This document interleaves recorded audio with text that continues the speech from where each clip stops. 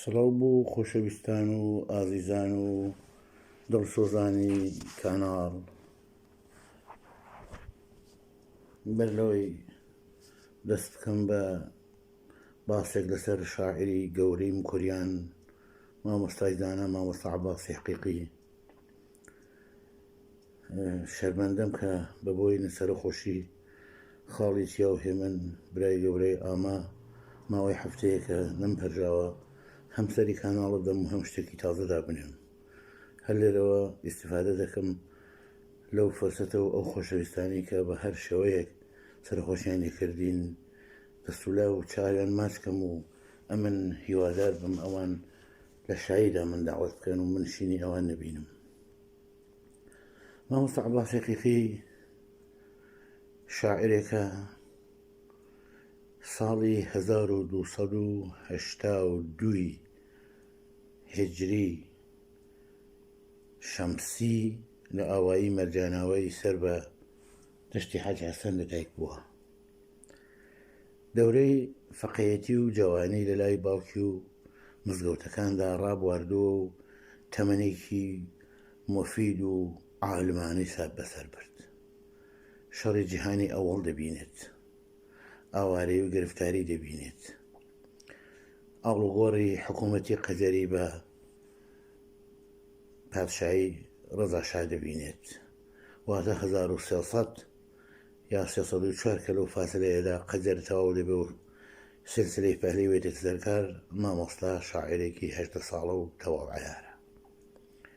لەگەڵ سید کاملی ئیمامی هاوتەمەن و هاوفەقێ بوون. ساڵی 1314 کە دەورانی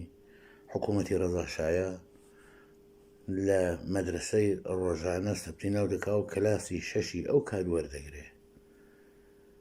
و لە ئیدارەی دارایی یا دوخانیاتی هەردووکیان بووە شاری ساڵاخ لە گۆمرەک دادەمەزرێ و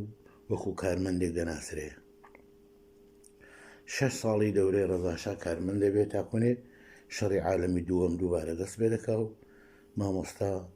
لەگەڵ سیاسەت ئاشنا دەبێ و لەگەڵ مام هەژار و مام هێمن کە قەبلەن پەیوەندیان بووە و من دەزانم مام هێمن بۆ خۆی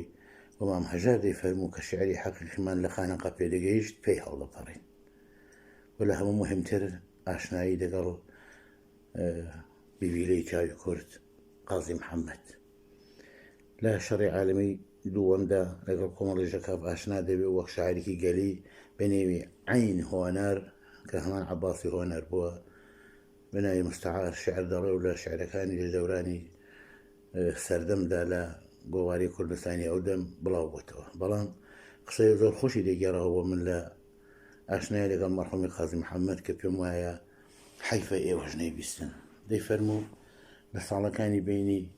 15 تا 20 بوو قازی عەلی باوکی جەنابی قازی محەممەد قازی سابڵاغ بوو، ئەمنیش خوردە مالیک بووم و کۆکە و قەرەدا و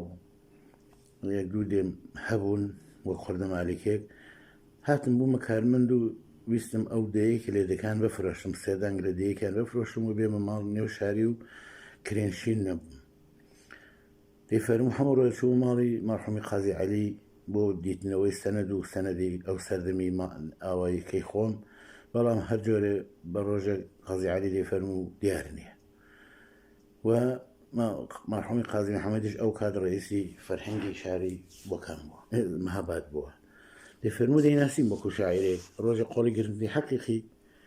ئەوە لێرە چ دەکەی؟ تومەڵا قوربان ئەوە چەند ڕۆژە دێم جەنابی قازی عەلی سەنەدی ئەو مڵکی قەرەداد سێدانگیم فرۆشتەوە دەمە بێمە شار و ماڵێ بکڕم نابینێتەوە ئەوە هەرا چ دەکەم. فەرمووی قۆڵی گرتم بردمیە مەکتەبەکەی جەنابی قازی عەلی و سڵاممان کرد و قازی سەری هەڵاندیان هەمەڕۆڵە چییە؟ تی قوربان ئەوە حەقیقیە نایناسی، ئەوە شاعرێکی گەورەی کوردستانە و خەڵک خۆشی دەوێ و دیارێرە و خوردە مالیشێکی خەڵکی ئەوڵێتی قوربان خوردە مالیک نییە شاعرە. تی وەڵی کوڕەکە ئەو دووسێ ڕۆژە ئەو سەنەدەی هەر لێی دەگەڕێم نابینمەوە. تی قازیش بۆ پەڕی وەرای فەرمووی ئەخە جەنابی بابگیان تۆ لێی دەگەڕێت ئەی دی دەوێت بۆی بگەڕێ لێی دەگەڕێ یعنی ئاوا وێڵی کەی وەلی دەوێت بۆی بگەڕێ. تی وەڵی هەمان بەسەری تۆ فکرم لەوە نەکرد وەزان بۆی بگەڕێ چۆنەتی جاوم بۆی دەگەڕون دەبینەوە تبينك بيشو لنو قفصه إن كانت السنة كذي وشغل ما جاء أولاد بزعني فرقي اللي دقري لقل بوي بقريتي أو خاطري خوشي لو بيو قوري خبو أشنا إما لقل ما مستحقيقي عدي من لبو كان حق أحمد مولاني بندا لقل شاعران زور كفتاحي أميري كان محمد رمضاني زور كزتشونا خدمتي ما وصمان وهو شاعرك أوا بقوريين لنا سيتان ما وصاها من بيناس عندي صار يشتوسي فرمي يودسنا خدمة حقيقي سنة ولا قربان جيبوا ملو بيش برنامج زاني مرتبة علمية وندزورة فرمي بتندستي ماتش كانوا برن أو ديوانن بو بنيري من ليرة تابيكا وواشي كردو ما وصاها من ديوانكي بو تاب كلا انتراي صلاح الدين ويكم جار ديوان شعركي لا صلاح الدين تشابو إما زاني من كان ما وصا شاعركي أو قوري ولويش بقية جيانكي من بيواني رسالي برم زورتو لكشت ويسجبو ناساندني أو شاعري قورا یادێک شە لە مامهێمن کە پێما بێ کاتەکەی دوور نییە دوێنێ ساڵگردی مامهێمن بوو و مامۆستاش لە شاری سی 1366 ئەم شعری بۆ مامهێمن خوێندەوە ئێستش بەم شعرە ئێوە بە تەبعی مەوەس عەقیدە ناسێنم شینی هێمن برای بەرزم لە پاش تۆ من ئیتر سەیر و سەفا ناکەم بمرقي توب ظلميلي كجو كيو سياناكم بداخي تو هاجر قمبرا وحسم الجينم بضامو إيشا ومرقم دوي دردم دواناكم أوا دشتو تيا شينا ولخاكي نشتمان شينا ولاتي كردي غمجينا ضلي تركي عزاناكم لباغان بربرن قل بلبلو قمري دنالين مني دل خسجا چون محشري كبرى بفاناكم هوارتي تازي دارن شادرسي غرش فوشو غمناكن هلالو سسنة دجماون بلالي قش بقاناكم